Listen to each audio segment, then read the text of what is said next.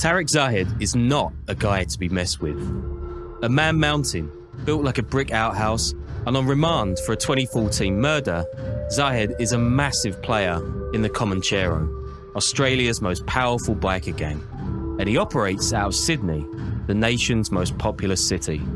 A slick dresser, the media has taken to calling him the Balenciaga bikie, but he's a violent thug, keen to cause mayhem wherever he goes, and despite being clever enough to keep his fingers off most high-profile crimes, cops are close to charging Tariq for that 2014 hit. Contract hits are nothing new in Sydney's roiling gang war, controlled from afar by muscle-bound bikies, patrolled on the city streets by two families of Middle Eastern origin, and below them, trigger-happy street gangs separated by their postal codes. It's a strict hierarchy, populated by Islamist zealots and drug-addled kids ready to do anything to rise the ranks. Sporadic violence has risen since a fatal 2009 airport brawl.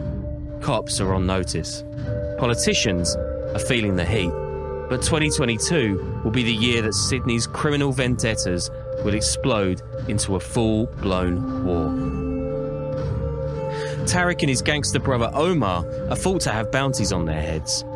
Cops exiled Tariq 500 miles southwest to Melbourne, but on May 2022, both brothers head back to Sydney, and on the 10th at 8 p.m, they're leaving the Body Fit gym in Oban, one of Sydney's western suburbs that's a hotbed of trap houses and street fights, when two gunmen screech to a halt beside the gym lobby and open fire with modified handguns, spraying bullets into the bodies of both men.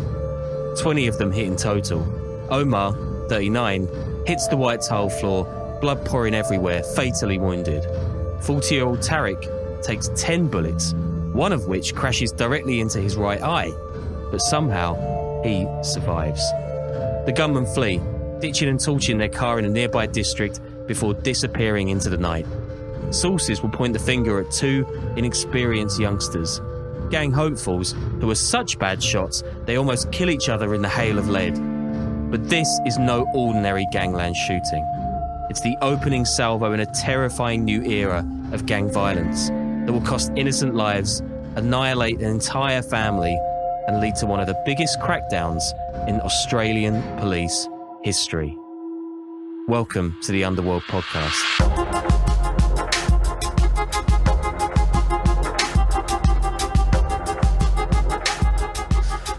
Hey guys, Happy New Year. Season's greetings to the show that gets down under the skin of global organised crime, digging through more layers than a blooming onion. Oh my God. I'm your host, Sean Williams, a journalist in London. My puns are going to get no better in 2023. And I'm joined by my colleague Danny Gold in New York City. Feeling hopeful in the new year, mate? Got any resolutions? You doing dry January or veganuary or maybe ketamine-anuary? I'm not doing any of those things. I've elected this year to not change at all, and I want... it's everyone else who has to change around me while I continue just doing the same dumb shit. So that's kind of, that's my feelings right now. Okay. It's like a kneel on January then. So we've actually got merch going up now. So you guys can get a look at that at our website. We're going to put it up on the socials, IG, Twitter, all that kind of stuff, which is pretty exciting. And we've got some other stuff as well, right? Yeah. I mean, the merch, we had taken a break for a couple months. I know a bunch of you guys had asked me where the t-shirts and the hoodies and stuff were. And the hats. But we get to switch all that. So that's coming up. And then as always, patreon.com/Underworld podcast to do bonuses, other fun stuff. And you can also do it directly through iTunes or the podcast app if that's how you listen to podcasts. Yeah. And first of all, apologies if I sound a bit gravelly. I'm not actually a cool masculine person. I'm just I've got a cold. So don't worry, you don't sound like that.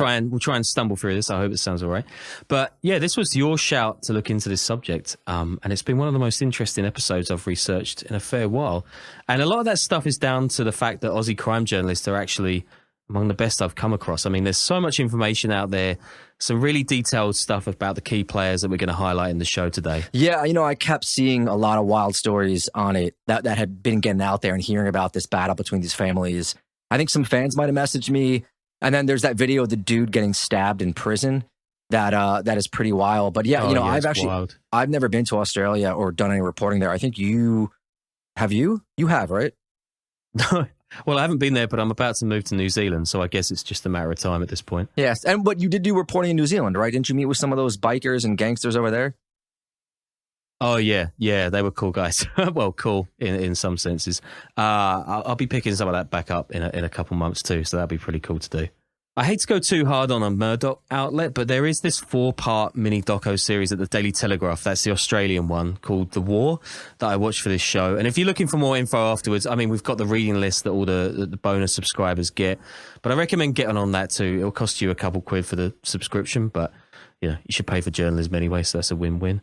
And money's no object for me, of course. Researching this is high quality content, but the war in question, it's largely between these two families that I mentioned before, right? The Hamzys and the Alameddines. And like I mentioned in the opening tale, it's just gone insane in the past 18 months or so.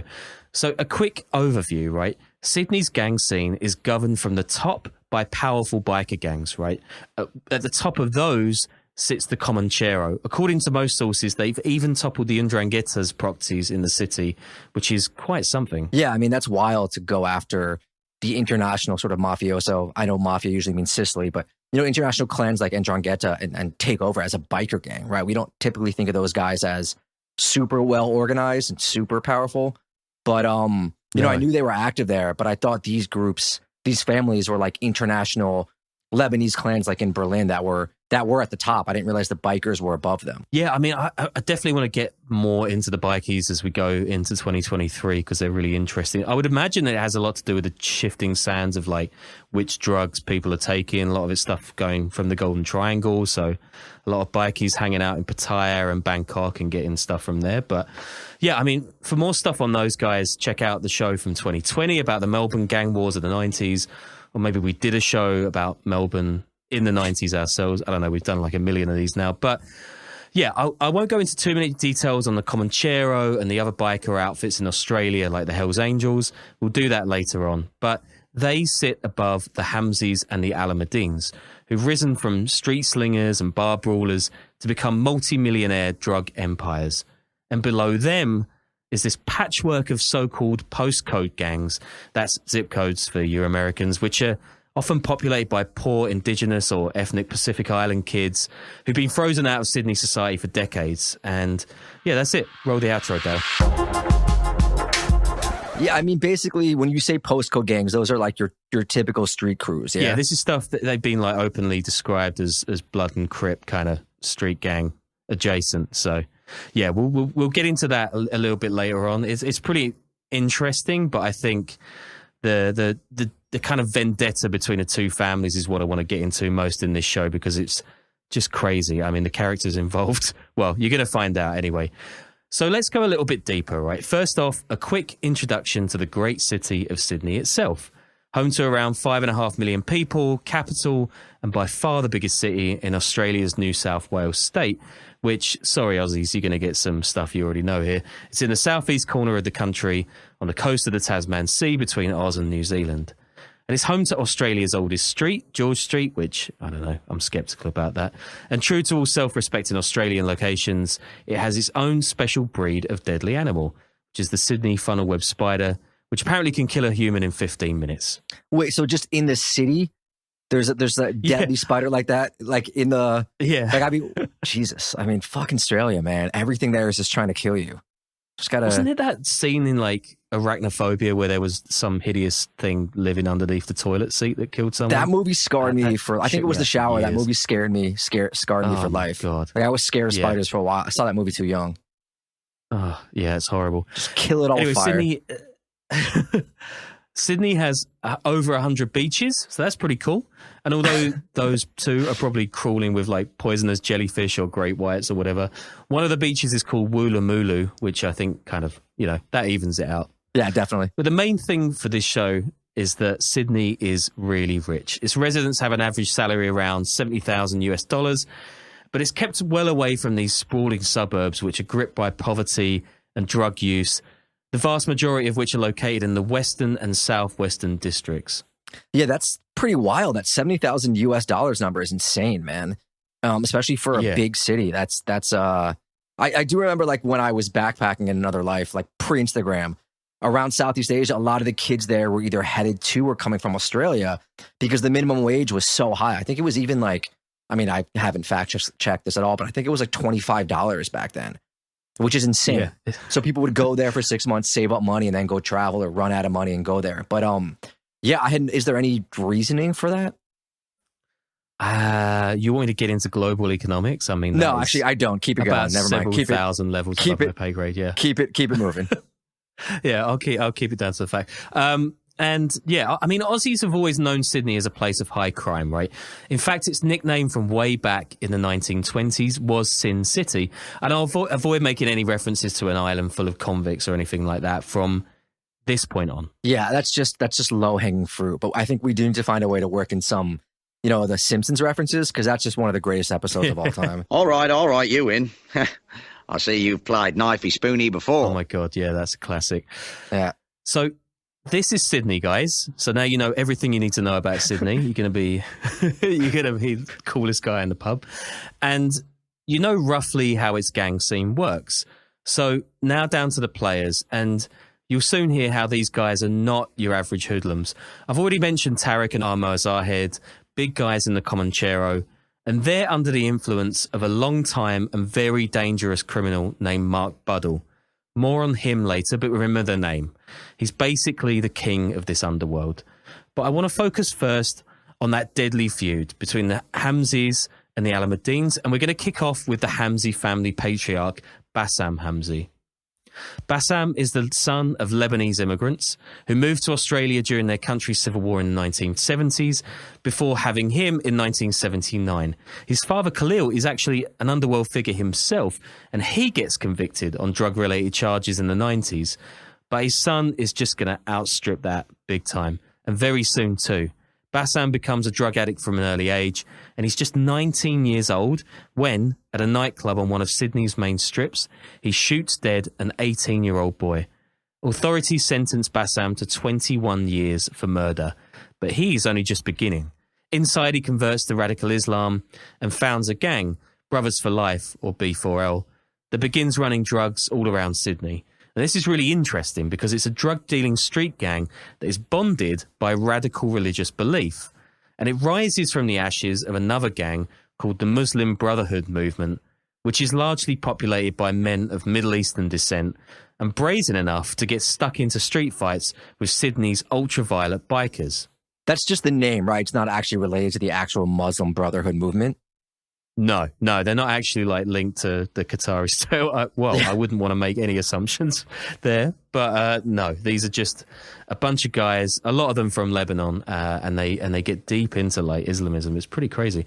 So these guys, I've never really heard of a gang like this in this context. But a lot of those guys will do that and then convert, right? That's like the story of like some really prominent jihadis. Yeah, I remember there was this documentary maybe like 10 or 15 years ago. I think it was about. I don't know if it was Sydney or Melbourne, but it was just like Australian street crew. I think it was like My Brother's Keepers or something. They were like surfers and they weren't sure if they were a gang or not, but they were always involved in like shootings and drug dealing. And it starts about them, but then it ends up being, there was like these anti-Muslim or anti-Arab riots.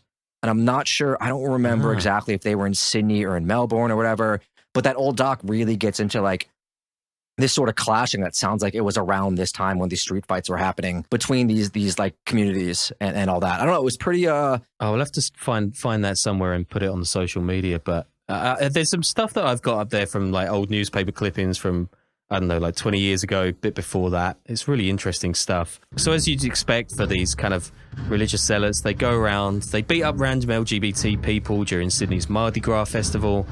And they also extort people at public events like auctions, other parties, civil occasions like that. Bassam himself, he specifically targets young Aboriginal men suffering with drug addiction and introduces them to Wahhabism, which is this deeply Puritan form of Islam that is officially the doctrine of the Saudi Arabian state. I mean, there's a fair bit of mental gymnastics to go from that to murdering people and shipping drugs, but I guess if it works for the Saudis, it can work for Bassam. B4L sets up its first branch in the southwestern Sydney suburb of Bankstown, which is just a few miles from Oban. That's the place we mentioned before, where Tarek and Omar are going to end up getting shot over a decade later. And one of Bassam's cousins, and Bassam's got a few cousins, heads up the operation there. Although Bassam, big guy, long beard, 1,000-yard stare, pretty scary, he is always the brains and the head of that snake. In response to this flourishing gang, and others of similar descent, New South Wales cops sets up something called the MEOC, which is the Middle Eastern Organised Crime Unit.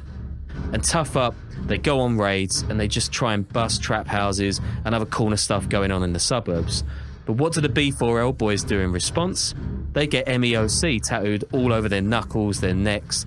They hang out in casinos. And they just generally swan about, giving not a single shit about the cops or any other authorities. A correctional services leader calls Bassam, quote, very bright and very manipulative. And he gains notoriety for representing himself in legal affairs. As this correction guy, quote, he's somebody who is obviously determined not only to beat the system, but to continue committing a crime or having an influence outside the correction system while he's serving a sentence. So he does all this from prison, yeah? Yeah, whole thing. Resourceful, eh? Yeah, for sure.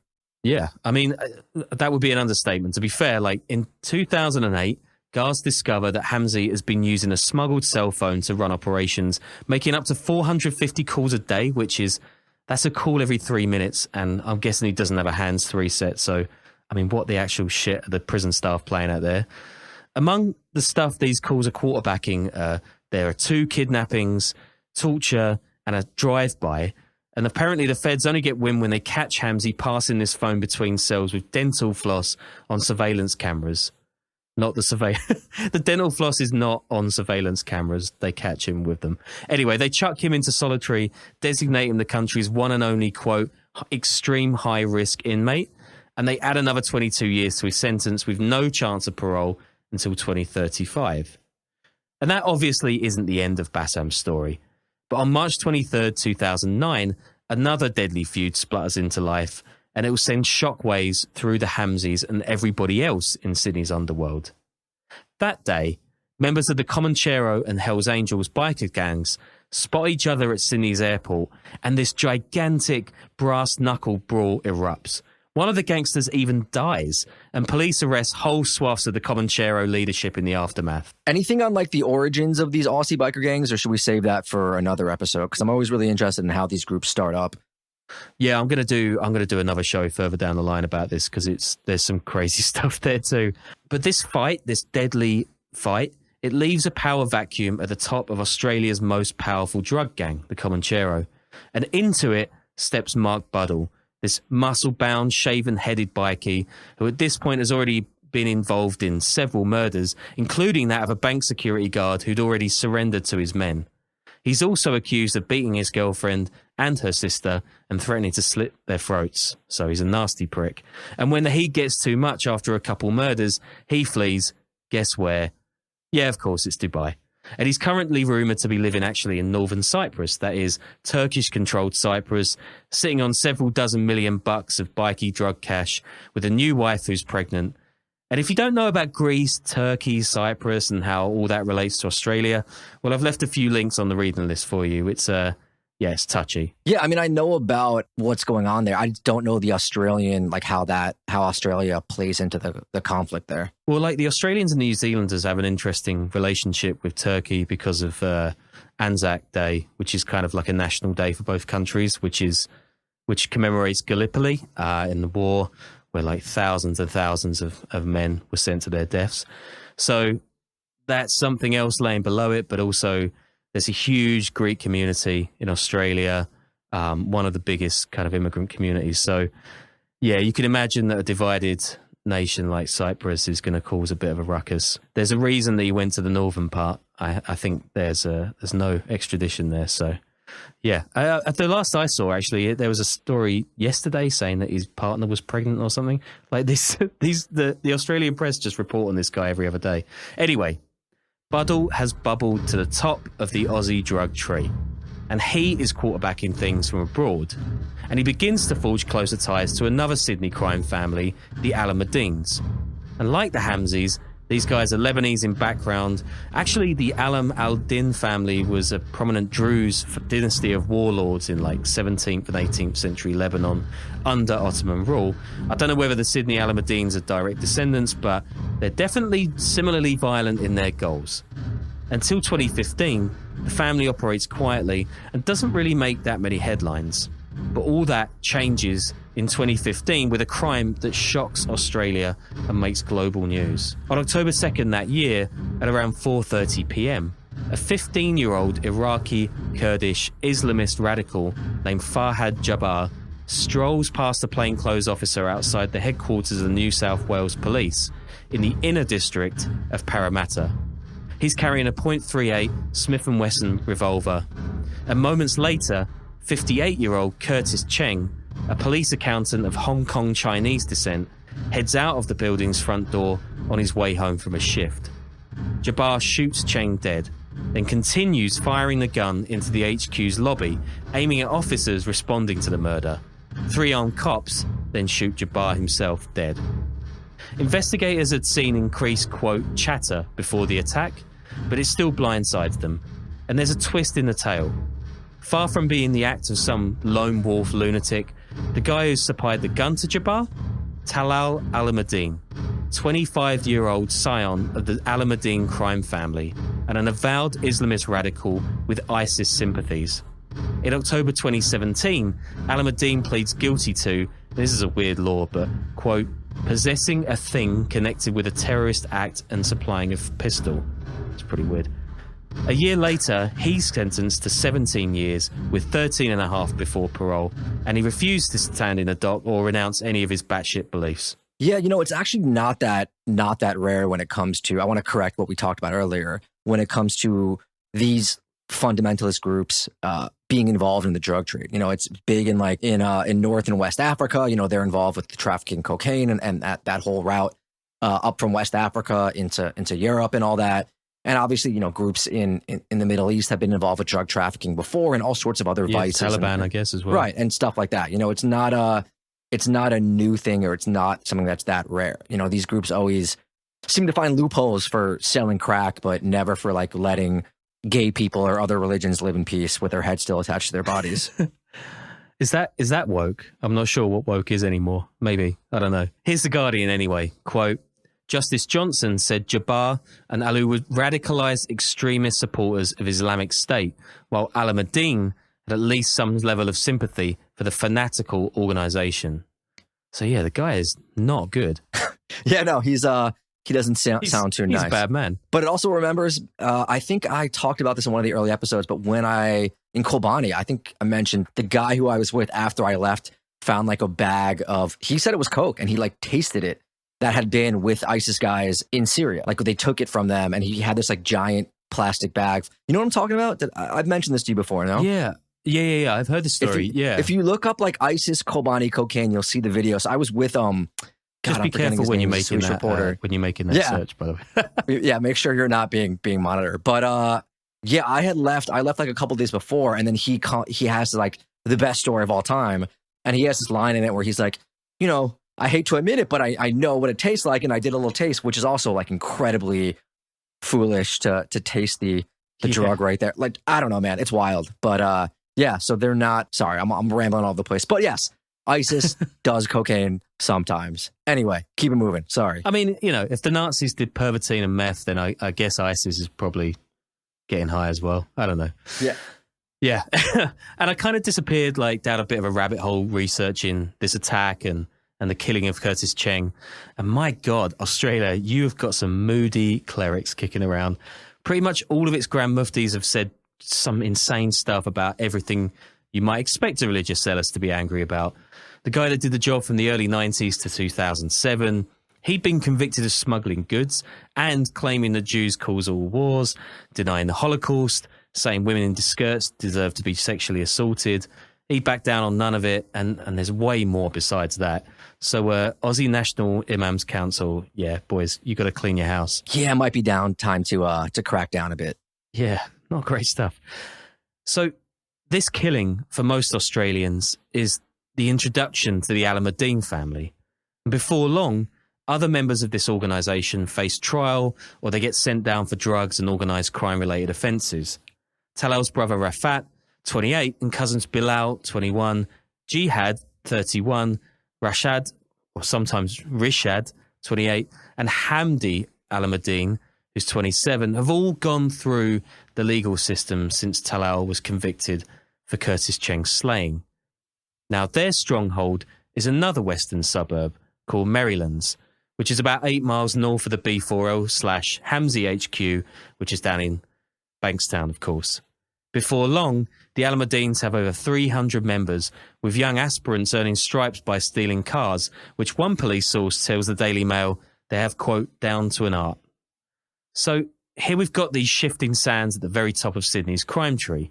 Mark Buddle and the Comanchero, this growing, exploding drug market, Bassam Hamzy's prison exploits, and a rising feud between his B4L or Hamzy gang and the Alameddines.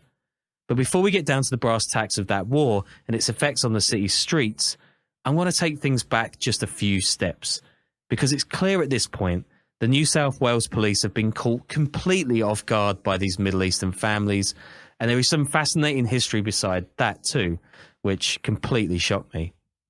I'm intrigued. What could shock a worldly man like you these days? Well, just listen up, my friend. Now, Sydney, like I said at the top of the show, right, it's always been this sin city, a place with a thriving underworld. In the 1970s and 80s, a handful of drug lords get incredibly rich and insinuate themselves into pretty much every aspect of public life. Most had the police in their pockets, and violence was, as one writer put it, sanitized. Says a reporter at ABC, quote, "Some experts believe a difference between the underworld of yesteryear and modern gangsters is that they've become much less subtle. Instead of making enemies disappear, crooks are now content with gunning down rivals in front of their family and random bystanders. Brazen executions have been the calling card of the feuds rocking Sydney over the past 2 years, claiming more than a dozen lives." Yeah, that brazenness is probably why they're all in prison right now. Yeah, that's a decent shout. Yeah. Now, the reason for that difference lays as much with the cops as the crooks. Everything changes in the mid-1990s with something called the Wood Royal Commission, a massive investigation into police corruption. And this thing is a huge beast. It takes up to 451 hearing days, heard from 902 public witnesses, and it costs an estimated 64 million Australian dollars, which is, I think, like £5,000. And the muck it rakes up is incredible. Amid the evidence is cops dealing meth and heroin right out the back of police stations, getting involved in prostitution rings, and even selling child pornography. Jesus Christ. Yeah, it's pretty bad. Much of the commission focuses on Sydney's King's Cross district, which the city's underworld has long turned into this thriving red light district. It's not too dramatic to describe it as a tsunami, one of the investigators tells a news doco team.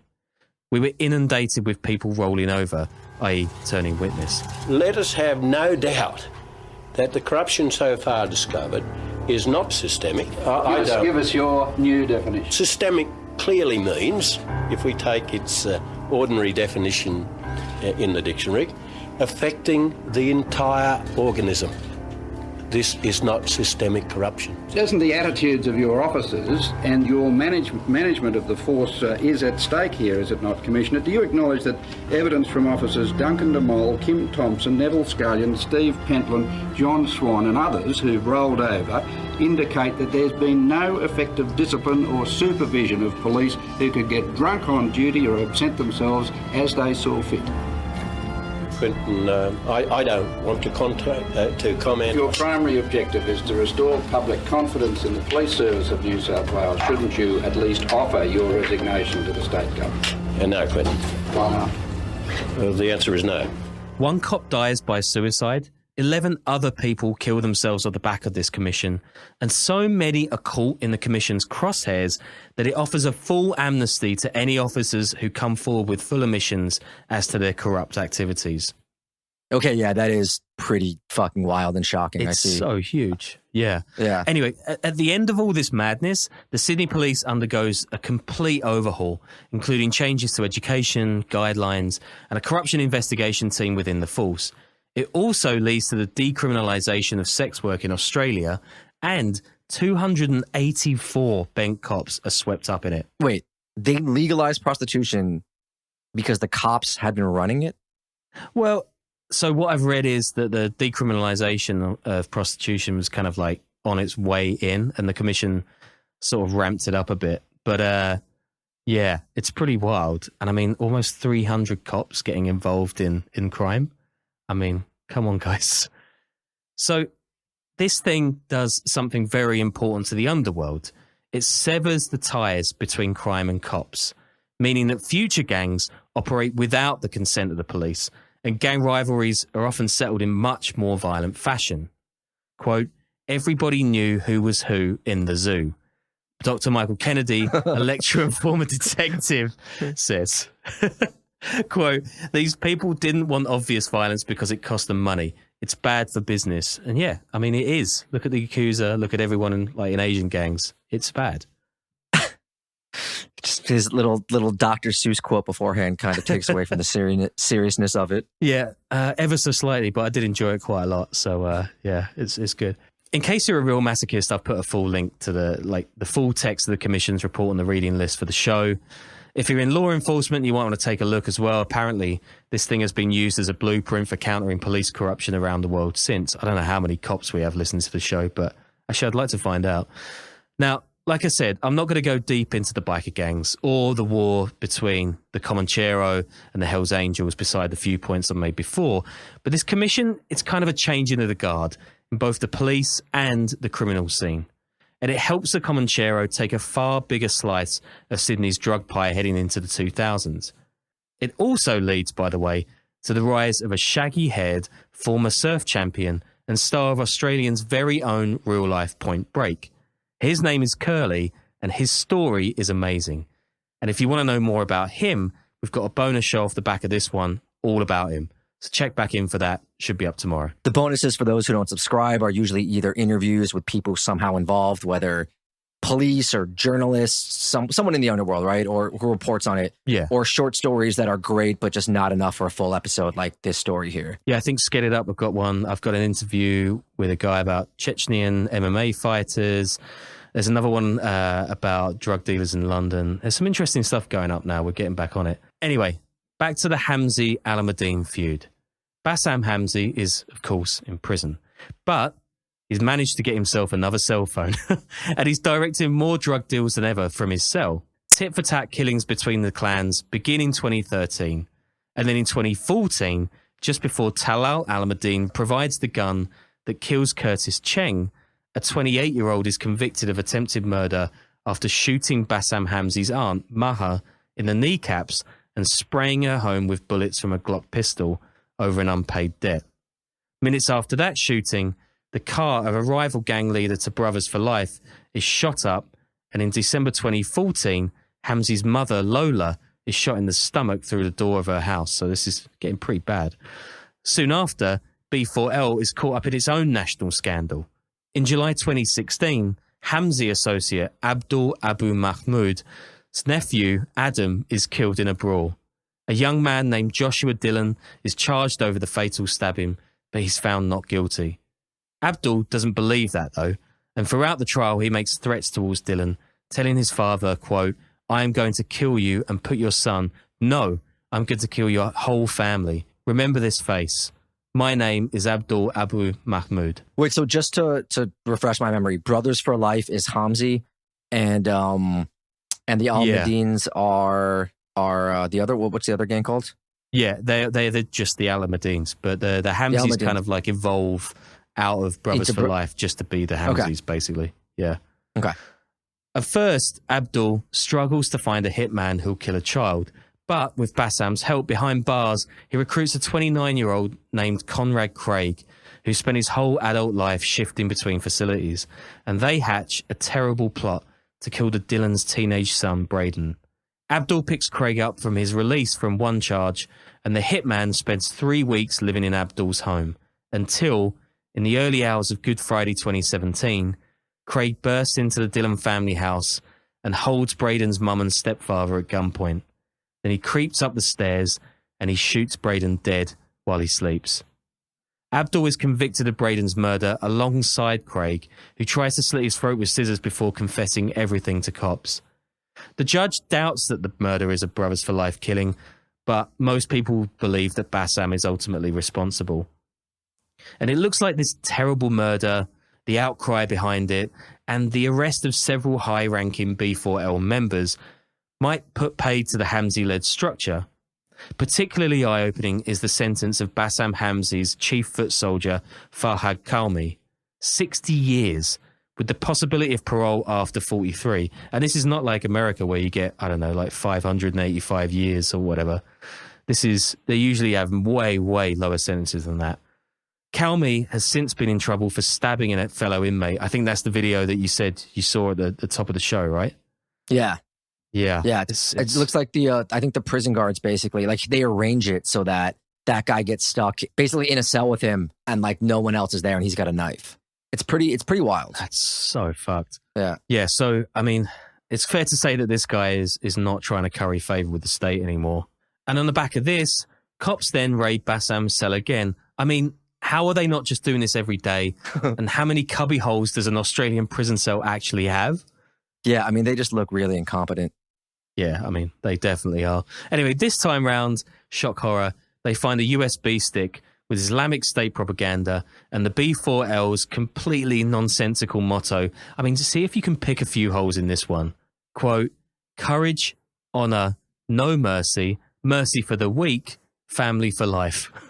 Yeah, just not a little, maybe pick like 3 or 4 things and stick to it. That just seems, I'm losing it. They're losing me, you know? Yeah. I mean, a lot of newspapers think he's a rebranding. genius for doing his own legal counsel, but I'm just saying there might be a reason why he's inside this whole time. So he's been inside for many, many years, right?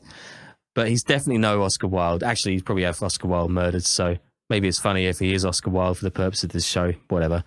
Either way, the cops are now thinking that Bassam has got a guy on the inside. I mean, no shit. He's got this Foxconn factory's worth of phones and a bunch of flash drives just laying around his cell. What the fuck? And they arrest his lawyer, a sort of pound shop James Gandolfini looking guy called Martin Churchill, for, quote, cooperating with a criminal and, quote, aiding in the supply of a commercial quantity of methamphetamine. Oh, yeah, that's surprising. Oh, and actually Churchill was never a lawyer at all, just a legal secretary posing as one. Another massive win for the Australian prison service. In 2019, the Hamzy Alameddine war really kicks into gear. Wait, this was just the build-up so far? Yeah. It's hard to believe, but it's really just like getting there at this point. So leaked prison CCTV footage shows none other than Talal Alameddine and Bassam Hamzy tearing into each other in the yard of their Supermax facility. Why are they in the same prison? Video shows the two going toe-to-toe before Talal gets the upper hand, leaving Hamzy battered and bruised.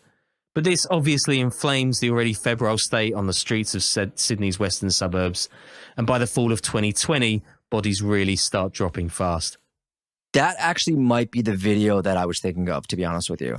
Yeah, that one leaked, is right? Also mad. Yeah, all of it leaked on YouTube. Prison service is shit, isn't it? It's pretty bad. Around this time, Mark Buddle, remember him, the Comanchero living out in Turkish Cyprus, he declares himself the organisation's commander and demands commission on every shipment of drugs coming through the ports of Sydney. And that's quite a lot. New South Wales has a huge addiction crisis, with meth and opioids flooding into the state from the Golden Triangle and other production hotspots. Last August, cops seized the biggest ever shipment of fentanyl, which should put plenty of fear into authorities. Buddle, meanwhile, texts his contacts, quote, to all main players in Oz and abroad who land work in Sydney/New South Wales. As of 2021, there will be a Sydney Commission that will be formed. Every time a stamp lands in Sydney, you reach out to the Commission and tell them what stamp it is. Pay a small fee to the Commission. Make sure your drivers never get napped by street thugs, and if they do, we back you all the way. You think he made like a PowerPoint presentation for this too? Like a pitch or like a deck? I'll send you a picture and then you can make your own mind up. I'm gonna guess no.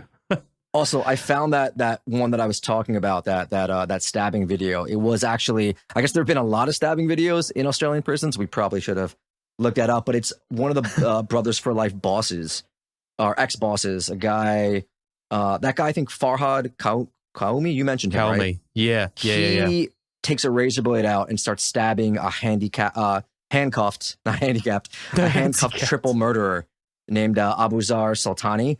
And the prison guards just don't do anything because they're scared. Okay. Yeah, what do we think about that? That's a weird one. Yeah, it's pretty... But he's not handicapped. It's definitely not handicapped.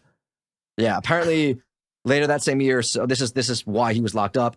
He had a black ops killing squad dubbed the Afghanis, who, even though it should be the Afghans, right? Who shot dead a Calabrian crime family gangster who had been an associate of B4L. So there's a lot going on there. Yeah, I mean, there's so much that I've put up on the notes that is on the bonus material. There is like an Afghan faction of both of these gangs, actually, which is, some people are saying that they're now forming their own street gang. And there's a family called the Ahmeds that's apparently doing that. I mean, there's loads of stuff, guys. Like I've got it all up in the notes on the bonus, so do check that out when you can. But yeah, these factions are just splitting, and obviously they go all the way down to the street gangs I'm going to mention later on.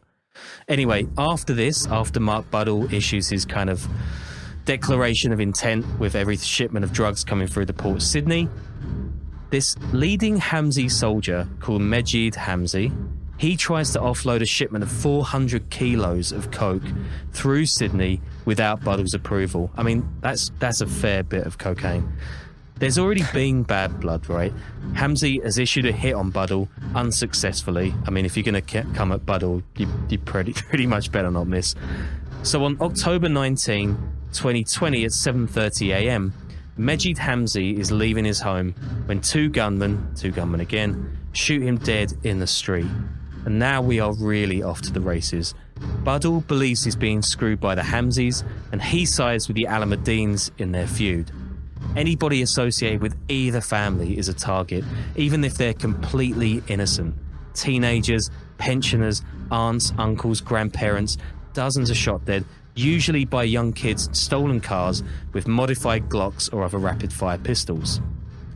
On June 17, 2021, Bilal Hamzy, one of the leading Hamzy associates, is executed at 10:30 p.m. after leaving a fancy Japanese restaurant called Kid Kyoto right in the middle of Sydney's downtown, right next to the Harbour Bridge. You've all seen that place.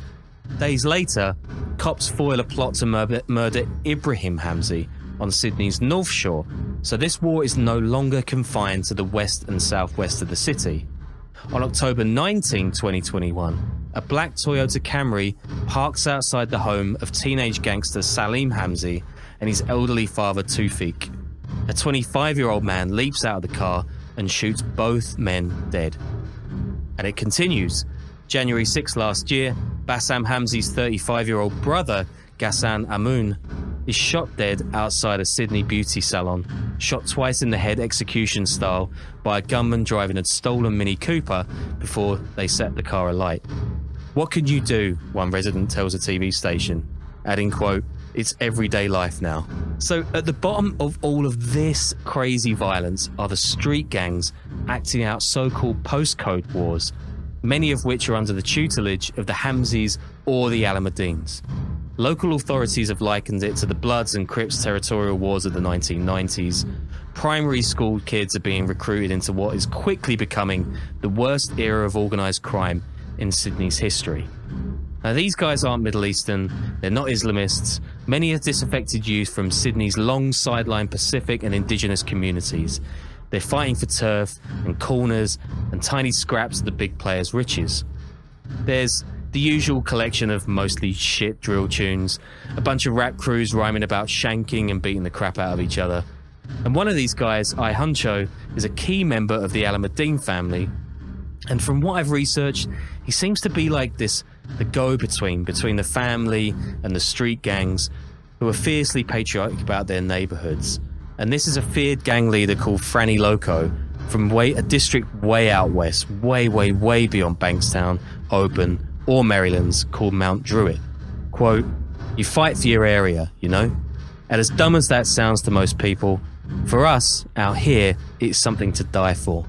For me personally, I've never felt Australian, and I was born here, but I've always felt like Mount Druitt, like this is my home.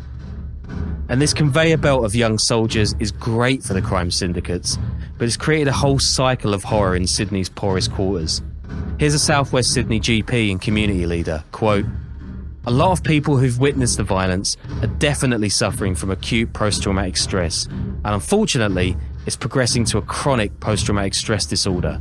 Unfortunately, they perceive that they are in a war zone." How easy is it to get guns? Like, how easy are they available in Australia? Because I thought they had super strict gun laws.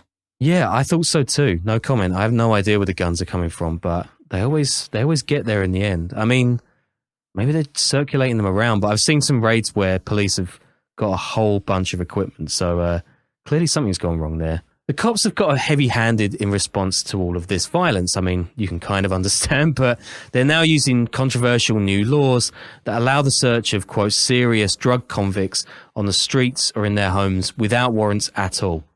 Says New South Wales Police Minister Paul Toole at a recent media briefing, quote, "These are not ordinary people. They are scumbags and they are a scourge on our society. We're going to get on top of this and wipe out this insidious behaviour." It's pretty tough words. Opposition police spokesperson Walt Seckard says cops allowed organised crime to flourish in the state over the past 2 years as they were too preoccupied with COVID-19 responses that saw thousands of regular citizens targeted, fined or detained for breaching public health orders. He also accuses the government of accepting that shootings are part of life in Sydney's working class West. He says, quote, "If there had been homicides in Sydney's affluent East or the city's North Shore, the government would have had a much more prompt response." So, firstly, I mean, that's a fair point to make. And secondly, shout out for having an opposition police spokesperson. That's a really cool and democratic thing, I guess. Yeah, I've never heard of that before, but it's kind of, it's pretty wild to have it as an official thing. I kind of like it. Yeah, it's good. So now we are up to last spring. The Alameddines might be in legal trouble, but they've got Mark Buddle's Comanchero backing them. And they've all but routed the Hamzy family. Over a dozen leading members of Bassam Hamzy's gang are either dead or behind bars. In fact, so much of the Hamzy's been decimated that in March 2022, it's reported that Bassam has been dethroned in favour of his younger cousin Ibrahim, 27. Says an insider to the Telegraph, quote, "They look at Bass like he's a weirdo. They all deal with his shit and make out like they care, but there's a groan whenever he calls. They aren't that close with him." And the guy adds, quote, "He was the boss, but now Ibby," that's Ibrahim, "is running the ship." But even he is in prison. He's been charged for drugs, racketeering, and attempted murder last November. So it's fair to say that the Hamzys are, at this point, a pretty spent force. Quote, "The Hamzys just don't have the means to keep up at the moment," that's a senior police source. "We don't want to write them off, but it's almost like they're fighting something unwinnable. The Alameddines keep coming out on top."